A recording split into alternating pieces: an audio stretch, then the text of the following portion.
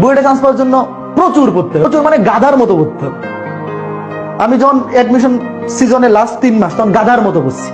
গাধার মতো কিরকম পড়ছি আমি বলি, মানে আমি কিন্তু এভারেজ স্টুডেন্ট। আমার দেখলেও তোমরা বুঝো আমি যে এভারেজ স্টুডেন্ট, আমি এক্সট্রাঅর্ডিনারি মানুষ না, এটা তো মানুষ দেখলেই বুঝে যায়। আমার ক্লাস করে তো তুমি বুঝো আমি যে মিডিয়াম ক্যাটাগরি স্টুডেন্ট, এটা তো দেখলেই বুঝে যায়।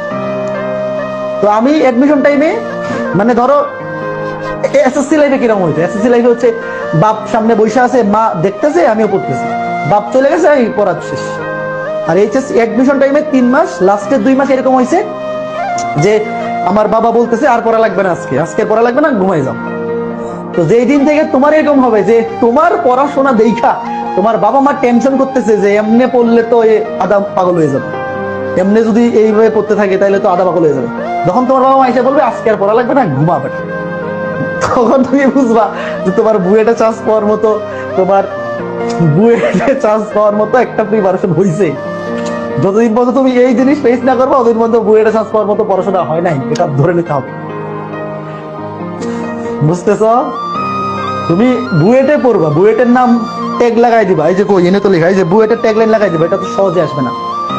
তুমি বুয়েটে চান্স পাইলে আরেকজনের স্বপ্নকে নষ্ট করে তুমি চান্স পাবা।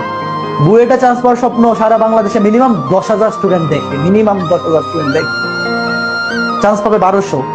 তার মানে তুমি বাকি 8,800 মানুষের স্বপ্নকে নষ্ট করে ওখানে ঢুকবা, তোমার জন্য আরো অনেক মানুষের স্বপ্ন নষ্ট হয়ে যাবে, তার সারা জীবনের চাওয়া পাওয়া তুমি নষ্ট করে ওখানে ঢুকবা। কাজেই ওখানে ঢুকার জন্য ওই লেভেলে পরিশ্রম করতে হবে।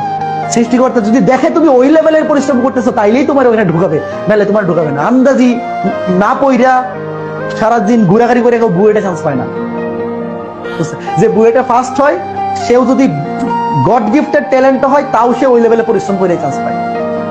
কাজেই তুমি 8,800 মানুষের স্বপ্নকে নষ্ট করে যে সিটটা তুমি পাবা, অবশ্যই তুমি যদি ওই লেভেলের পরিশ্রমী না হও, সৃষ্টিকর্তাও চাইবে না যে একটা অপরিশ্রমী মানুষ এখানে ঢুকে যাক, তাই না?